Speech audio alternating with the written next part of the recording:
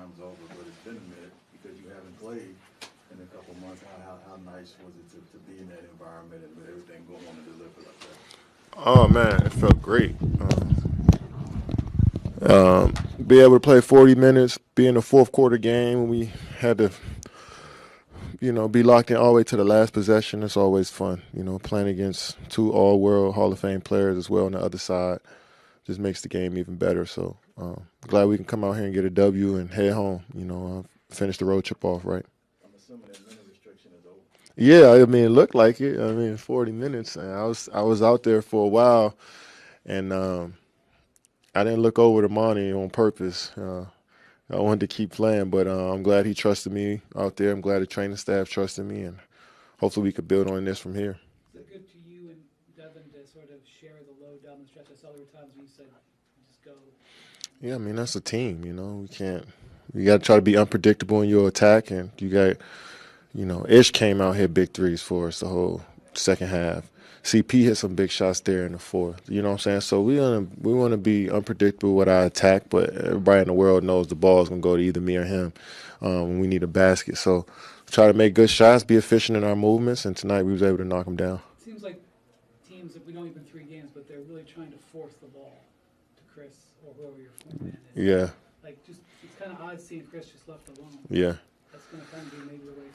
Yeah, I think when Book, he draws so much attention. I think the last 3 or 4 years he's been seeing that type of attention, and I've been seeing that as well. So, teams know how to. They have a game plan on me and him as scorers, and they try to execute it. But when we got guys that can knock shots down, guys that can play off the catch and drive it and create plays for others as well, it just makes us more dynamic. So if you want to shrink the paint or double us in pick and roll, we just got to make the right play and trust our teammates, and they'll make the right play afterwards. You and Devin were talking throughout the fourth quarter. Y'all talked the whole game, but I noticed it more so then. Was that just a matter of discussing what's going to happen on the next end? We talking through every play. I think that's the beauty of having a veteran team. Guys, try to figure out the solution right there on the spot. They don't wait too long. If we're struggling, we're trying to figure out why we're struggling in the moment and then move on and make some adjustments. And so we're always in nonstop communication. And that just makes the game even more fun, builds camaraderie as a team as well.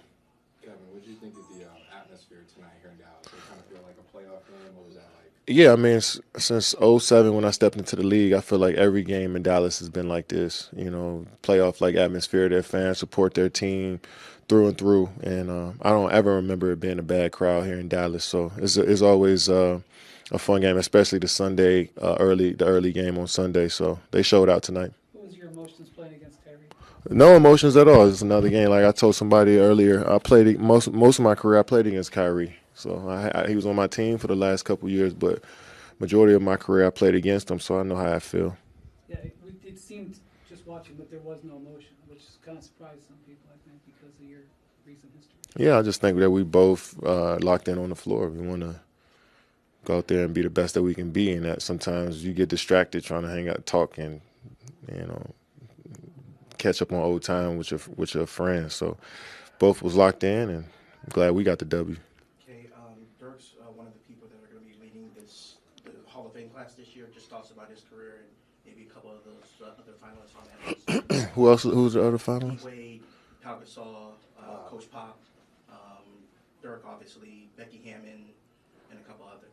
Yeah, about three people on that list I done beat in the playoff series before. So, I mean, I'm getting old, I guess, right? But Dirk is Dallas. He set the standard for every player that walked in here.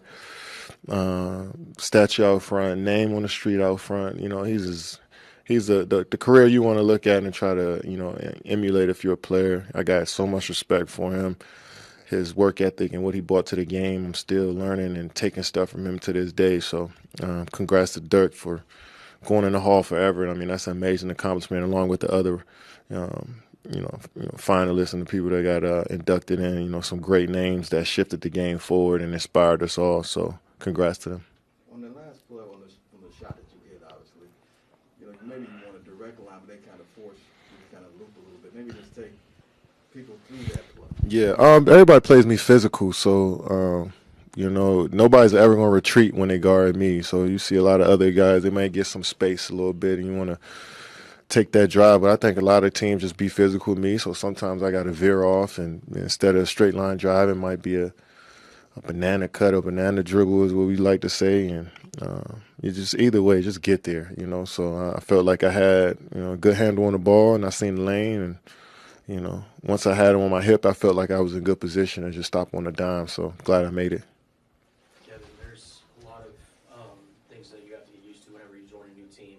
Obviously, you've had great success so far joining the Suns, and you talked about earlier how you and Devin Booker were talking how you were going to attack the fourth quarter. Can you talk about just the Phoenix Suns leadership with Coach Monty, Chris obviously being a leader, yourself, Devin Booker, how that's going so far? Yeah, I mean, I feel like it's, like I said, it's always communication in the locker room. We talking through everything we need to talk through, regardless of, you know, who's in the game. I think even the guys that don't play a lot of minutes, they letting us know what they see from the sideline as well. So I think leadership is about a group effort. Like, we're not going to just look at one guy to, you know, have all the answers. I think we can all figure it out as a collective and move from there. And like I said, veteran teams that been through a lot, that's seen some stuff in this league.